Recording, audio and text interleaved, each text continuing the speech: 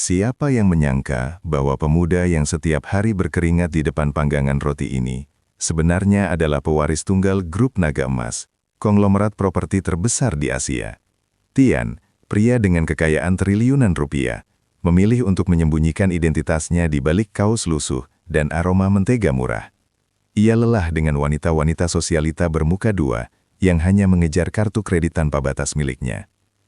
Di sudut jalan yang berdebu ini, Tian justru menemukan permata yang sesungguhnya. Seorang gadis sederhana yang selalu tersenyum tulus saat membeli rotinya, tanpa tahu bahwa pria yang ia sapa kakak roti bisa membeli seluruh jalanan ini hanya dengan satu jentikan jari. Hari itu akhirnya tiba. Xiao Yu, gadis yang telah mencuri hati sang CEO yang menyamar, dengan wajah tersipu malu, meminta Tian untuk datang ke acara makan malam keluarga besarnya. Gadis itu ingin memperkenalkan Tian sebagai calon suaminya. Namun ada gurat kekhawatiran di wajah cantiknya. Ia tahu keluarganya sangat memuja harta dan status sosial, sementara Tian di mata mereka hanyalah seorang pedagang kaki lima tanpa masa depan. Tian menatap mata gadis itu dalam-dalam, mengangguk mantap, dan berjanji akan datang. Dalam hatinya, Tian tersenyum kecut, menyadari bahwa ini akan menjadi panggung sandiwara terbaik sekaligus ujian terakhir untuk melihat apakah keluarga Xiao Yu layak menjadi kerabatnya atau justru akan menjadi korban kehancuran akibat kesombongan mereka sendiri. Langkah kaki Tian memasuki rumah mewah itu disambut bukan dengan senyuman, melainkan dengan tatapan yang seolah-olah melihat sampah busuk yang masuk ke istana. Ibu tiri Xiao Yu bahkan tidak repot-repot menyuruhnya duduk. Matanya yang tajam, dilapisi maskara tebal, memindai penampilan Tian dari sepatu kets yang sudah memudar warnanya, hingga bingkisan buah murah yang dibawanya. Atmosfer di ruangan itu begitu dingin dan mencekam. Saudara tiri Xiao Yu tertawa kecil, sebuah tawa penghinaan yang menusuk telinga, sambil berbisik keras tentang betapa rendahnya selera adiknya dalam memilih pasangan. Tian hanya diam, berdiri tegak dengan martabat yang tak tergoyahkan, merekam setiap detail penghinaan yang mereka lemparkan. Puncak drama terjadi lebih cepat dari dugaan. Bingkisan buah yang dibawa dengan tulus itu kini berserakan di lantai marmer yang mahal, ditendang oleh sepatu hak tinggi sang nyonya rumah. Dengan suara melengking, wanita itu mencaci maki Tian, menyebutnya sebagai parasit miskin yang hanya ingin menumpang hidup. Pria botak di sampingnya, yang ternyata adalah tunangan pilihan keluarga, seorang bos tambang korup, ikut memanaskan suasana. Ia membanggakan kekayaannya, memamerkan jam tangan seharga mobil mewah, dan mengatakan bahwa penghasilan Tian sebulan tidak cukup untuk membeli satu cerutu miliknya. Mereka tidak sadar bahwa pria yang mereka tunjuk-tunjuk itu sedang menahan tawa, karena perusahaan bos tambang itu sebenarnya baru saja mengajukan pinjaman darurat ke bank milik Tian pagi ini. Di tengah badai caci maki itu, Xiao Yu melakukan hal yang membuat hati Tian bergetar. Gadis itu tidak mundur.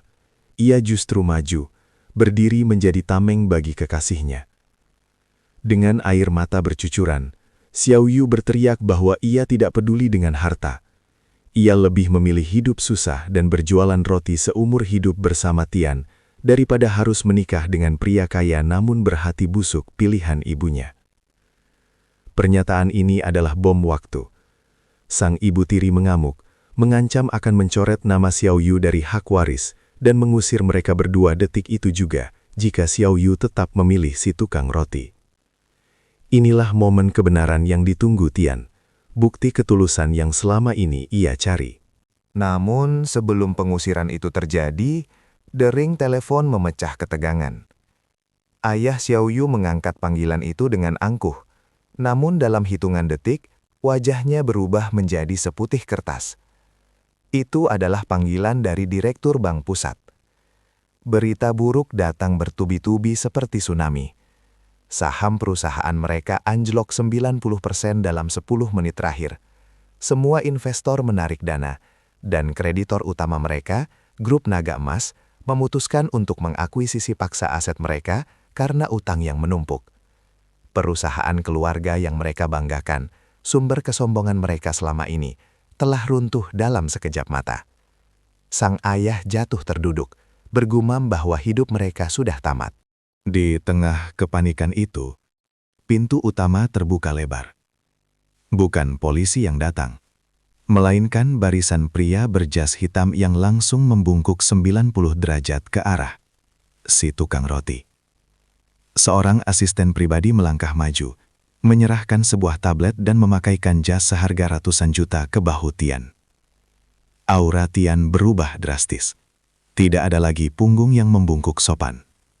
Kini berdiri di hadapan mereka adalah Tuan Muda Tian, pemilik grup naga emas yang baru saja membeli harga diri keluarga itu.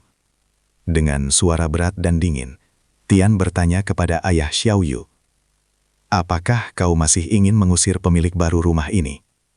Keheningan yang mencekam menyelimuti ruangan, menggantikan suara hinaan yang tadi begitu lantang.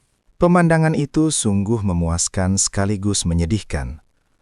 Orang-orang yang tadi meludahinya, kini bersujud mencium sepatunya, memohon belas kasihan agar tidak jatuh miskin. Ibu tiri yang sombong itu meraung-raung minta ampun.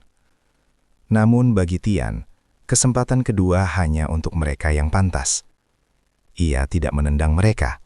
Ia hanya mengabaikan keberadaan mereka. Sebuah hukuman yang jauh lebih menyakitkan bagi orang yang gila hormat.